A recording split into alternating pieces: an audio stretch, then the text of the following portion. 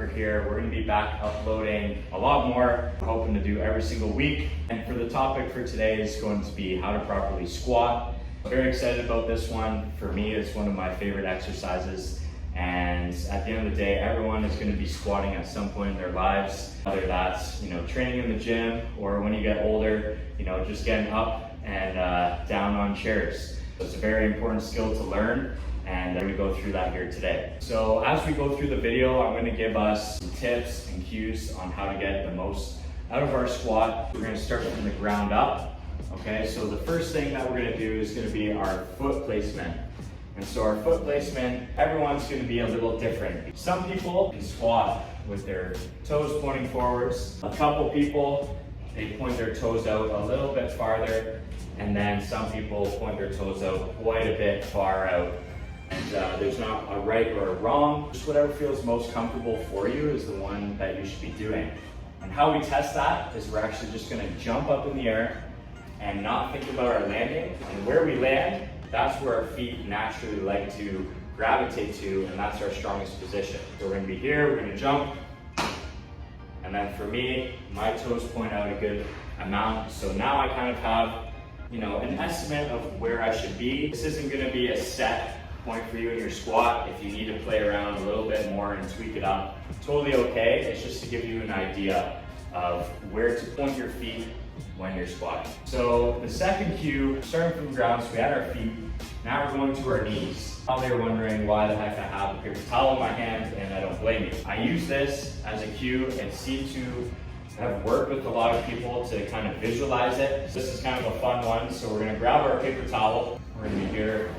We'll grab 4 today. So we're going to place it on the ground. And so what we're going to do with this is we're going to step both of our feet on here. And so what we want to do with our squat, we don't want to be standing straight up before we squat down. We actually want to have a slight bend in our knees.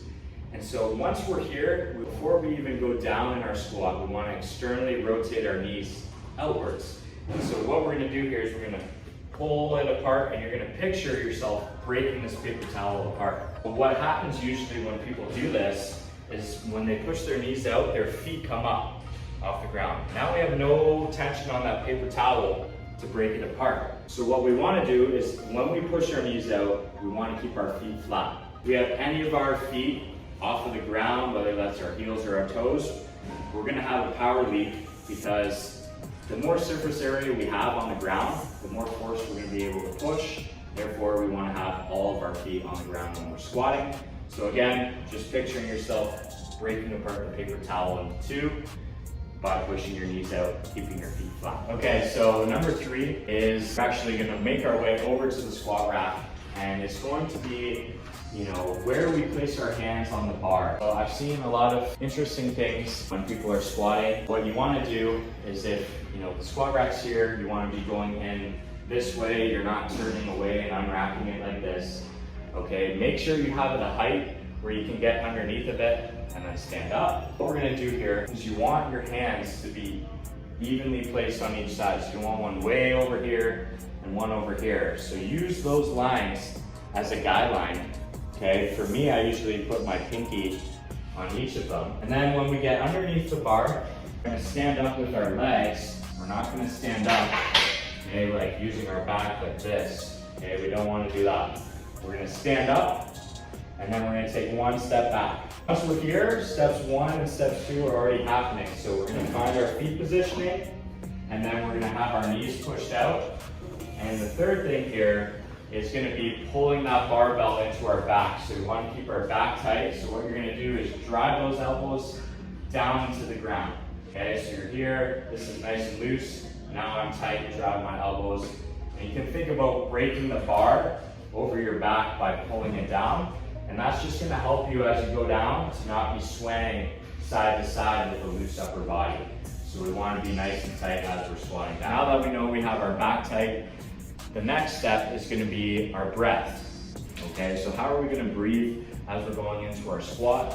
What we want to do before we even go down, and as you notice, all these steps are happening, bracing ourselves before we actually go down and perform the squat by flexing our knees. The next thing is our breath. Like I said, is we're going to take a big breath in. The reason why we do that is because this is going to expand our diaphragm, it's going to protect our spine, it's also going to brace us at the bottom to allow us to exhale to push more power up as we come up.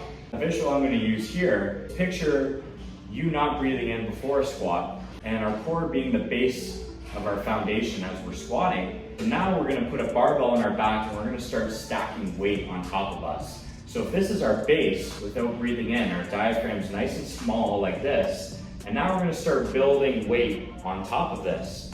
Okay, well, would you want to have a base this small with a bunch of weight on top? That's obviously going to get a little bit unbalanced, not very sturdy. So what we're going to do is when we do breathe in, our diaphragm is going to be expanded much more, and now our base is going to look somewhat like this. A big base, now we're adding weight on top of it. It's going to be a lot more sturdy, and we're not going to be swaying side to side when we breathe in before our squat. So now that we have all the steps in place in order to brace ourselves to make sure we are the strongest we can be for our squat, we're actually going to execute the lift. And once you do all these steps prior to squatting, it's actually going to make the squatting movement a lot easier, because all you have to do is bend your knees and then come right back up. We'll show an example here. I'm going to hop right in, okay, grab the same spot on the bar, get underneath, make sure we lift with our legs and not our back, and then we're going to walk out. So we have our feet positioning, we have our knees out, back tight, and now I'm going to take a big breath in.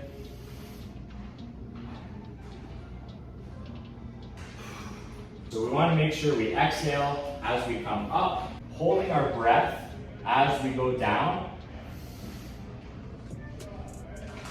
And the only time we're going to exhale is when the bar starts to move up. So we're going to push up, then we can breathe out. When we're at the top of our squat, I call this the refresh button. We can make sure we have everything in place. So we have our feet, knees, back, breath, and then we just repeat. Once you have this here, literally all you need to do is bend your knees. Down and up. Just that easy. And when we're done, we don't want to rack the weight like this. One, okay, and then the other.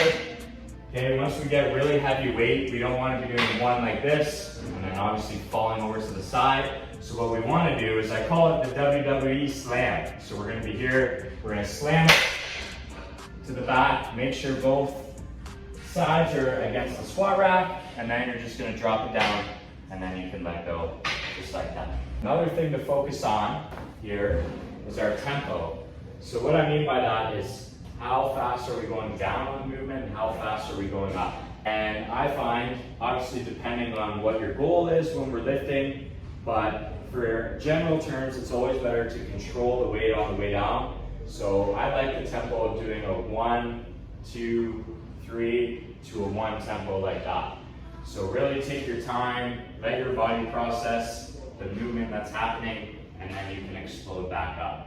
And that's a tempo that's really going to grow some muscle, as well as, gain lots of strength and power as well. And that wraps up our squat tutorial. So hopefully you can take some cues away from that and you learned something from the video. I guarantee if you take these steps into all of your squat sessions, you're going to see the benefits.